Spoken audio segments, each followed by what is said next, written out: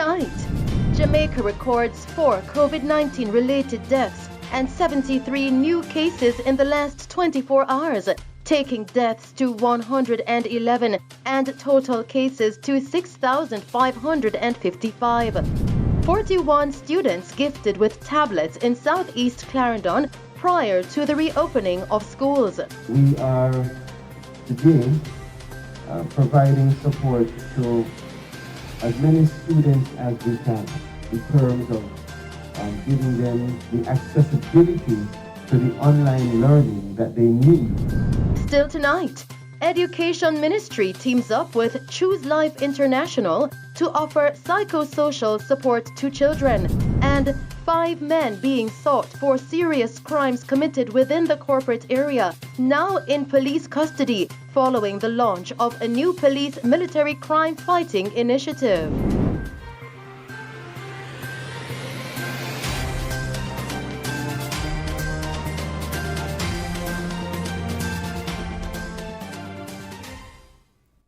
Good evening. According to the latest report from the Ministry of Health and Wellness, Jamaica recorded 4 additional COVID-19 related deaths and 73 new cases in the last 24 hours. The deceased are 2 females from St. Catherine, one aged 70 and the other aged 74 years, a 75-year-old male from St. Elizabeth and a 69-year-old male from Westmoreland. There was also 1 death that is currently being investigated. Now, the latest fatalities take the death toll from COVID-19 in Jamaica to 111. This makes the 2nd consecutive day that the island has recorded under 100 new cases, after posting triple-digit one-day increases for 22 consecutive days. The 73 newly confirmed COVID-19 cases take the total of cases on record for the island to 6,555. Recoveries increased by 124, taking the total of recoveries to 1,991. Now, of the newly confirmed cases, 42 are females and 31 are males, ranging in age from 3 to 87 years. The cases were recorded in Kingston and St. Andrew with 40 cases, St. James 13, St. Catherine 9, Trelawney 3 cases, Westmoreland, St. Mary 2 cases each, while Clarendon, Hanover, Manchester and St. Thomas have all recorded 1 case each. 30 moderately ill and 17 critically ill patients are among the 3,169 active cases now under observation in Jamaica. In the meantime, Minister of Health and Wellness Dr. Christopher Tufton says that the ministry will be launching a mental health initiative in response to COVID-19 that will focus on the elderly. He made this disclosure at the weekly virtual COVID-19 press briefing held yesterday at the Northern Caribbean University NCU in Manchester. The press conference focused on the elderly and was held as part of activities for Senior Citizens Week. Dr. Tufton said that the older members of the society are fearful of the virus and are abiding by the COVID-19 safety protocols. He noted, however, that adhering to the measures have disrupted their lifestyles and is having a major impact on their mental and physical health. As such, he is encouraging persons who may not have seen their elderly relatives in a while to pay them a visit while maintaining the safety protocols. The minister also urged persons to encourage their older relatives to keep active and to move around the house, as inactivity over an extended period can lead to debilitating conditions. Still making news tonight, the Minister of Science, Energy and Technology, Darrell Vaz, says Jamaica is seeking strategic partnerships with countries such as China and the Community of Latin America and the Caribbean states CELAC. He says this is in order to establish an emerging infectious disease research center. This center, he says, will be geared towards expanding the knowledge of emerging and re-emerging viruses in the Latin American and Caribbean region. The Energy Minister, who was speaking yesterday at the second Forum of Science, Technology and Innovation between China and communities of Latin America and Caribbean states, said the work has already been undertaken through engagements of the CELAC network of experts on infectious agents. The second forum was held to strengthen its capacities in the region, particularly in the area of research and development and artificial intelligence within the context of the COVID-19 pandemic. Minister Vaz noted that as the region seeks to address the challenges of COVID-19, more innovative approaches will need to be formulated. He further stated that Jamaica is keen on pursuing avenues through which to strengthen research and development in the scientific community pertaining to supporting innovation and the development of indigenous products within the context of COVID-19. In news from Clarendon, 41 students were gifted with tablets in the southeastern area of the parish prior to the reopening of schools. More on this story with Colleen May. Today, Member of Parliament Colonel Charles Jr. and the Minister of Education, Youth and Information, Favour Williams, presented tablets to 41 primary and high school students across southeast Clarendon. The event, which was held at the Mineral Heights Primary School, marked the commencement of the Southeast Clarendon Education Transformation Program.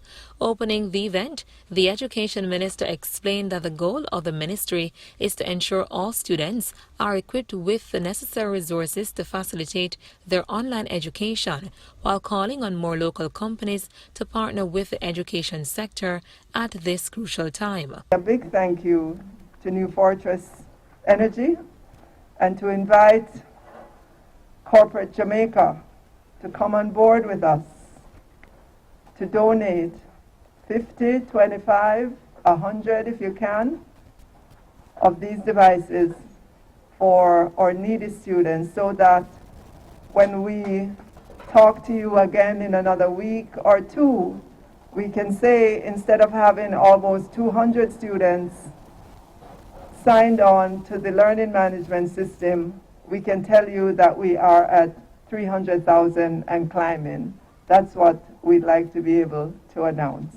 This year as well, we are providing the worksheets, the workbooks. Normally parents would have to buy that, but the ministry at the primary level is ensuring that it provides these worksheets to parents, to the students at no cost. We have to do all we can to ensure that our children get that formal education in whatever way possible. Minister Williams says the government will also be providing the teachers with credit, which she said will help to ease the burden. We will be providing teachers with credit on their phones so that they can be in touch with parents and students.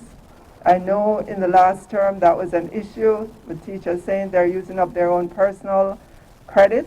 The ministry is stepping forward to ensure that teachers get some assistance with credit so they can be in touch with parents and students. In the first session, 21 students were presented with tablets donated by New Fortress Energy and digital SIM cards for internet access. In the second session, Mr. Charles Jr. handed over an additional 20 tablets to students across the 4 divisions in the constituency. Minister Charles, in his remarks, expressed that the goal is to support our students, teachers and parents during this challenging time, especially the most vulnerable among us. We are today providing support to as many students as we can in terms of giving them the accessibility to the online learning that they need in order to carry on the educational experience in these unprecedented times of challenge. We have one of the largest constituencies, if not the largest in the parish and in the middle of this country. The team in Southeast Clarendon has put together an education transformation program, Minister. And that education transformation program will see us here in Southeast Clarendon providing not only equipment to students, but providing also the support to be able to utilize the equipment in the most efficient way, providing the support in terms of workshops for parents and for siblings and guardians to be able to know how best to execute the training and the support needed to the students who are now going to be transitioning to online, and to ensure that we are working with the Ministry of Education, Youth and Information as much as possible to receive the benefit, but also to support the policies of the government and the goal and objective of the ministry of providing access to students for across, not only Southeast, but across Jamaica. Joel Campbell, the Community Liaison Officer for New Fortress Energy, urged residents to be considerate of those less fortunate than themselves. Everyone present, please continue to support the effort. And please do not say we cannot do much. Our little help. Because if you have, for example, Wi-Fi at your home, and there is a child living in your neighborhood or close to you that does not have internet access, you can make your password available to assist the situation. So we all can play a role, and we invite you and encourage you to assist us as we in our corner is doing what we can. Reporting for Mello TV News, I am Colleen May. Still making news tonight. Amidst anecdotal reports of signs of suicidal tendencies among children, the Ministry of Education, Youth and Information has moved to boost its psychosocial support to children and parents.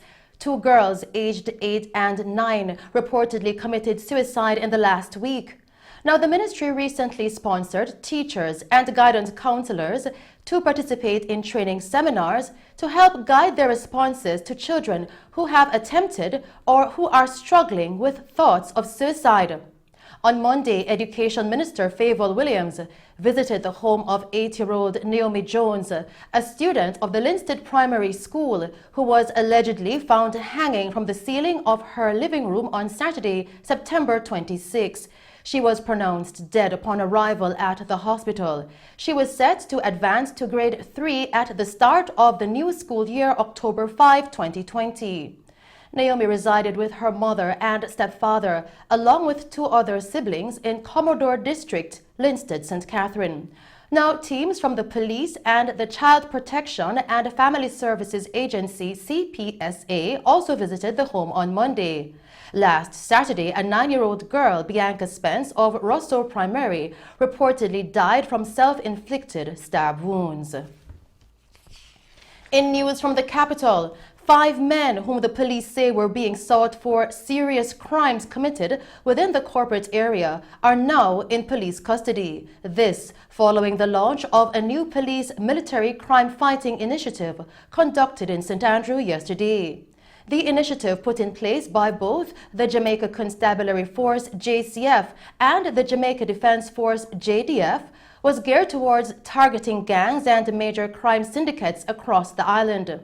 Now, those arrested have been identified as Ian Somerville, otherwise called Buju, who was being sought for the June 30, 2019 murder of Jerome Harris. Sean Williams, who was wanted for the double murders of Delroy Small and Desmond Chambers, as well as a shooting incident in Western Kingston. Avanash Bryson, who was wanted for shooting that also took place in Western Kingston, along with Francois Morris, otherwise called Cruz, and Nakata Leslie, otherwise called Frilly Q, who were both wanted for shootings in Western Kingston. In news from St. James, the police there have reported that a man who was being sought for the murder of a female maintenance worker in the Montpelier community on Wednesday, September 23, has now been arrested and charged. The accused, 24-year-old Adrian Campbell, otherwise called Iron Dog of Red Ground, also in Montpelier, was charged with the murder of 38-year-old Venita Brown, also of Red Ground, yesterday. Now, reports coming into our news center are that at approximately 7:15 p.m., Campbell was at home with other family members when Brown kicked down the door to her house and shot her multiple times. He then fled the scene. The police were summoned to the location and Campbell was taken to the Cornwall Regional Hospital, where she was pronounced dead. Still making news tonight, the court hearing to view the application by the Financial Investigation Division, FID, seeking the seizure of the assets of the accused convicted in the Manchester Municipal Corporation fraud scheme, was again postponed when the matter was mentioned in court earlier today. The matter that was to be heard in the Manchester Parish Court has been set for another date, which is November 6.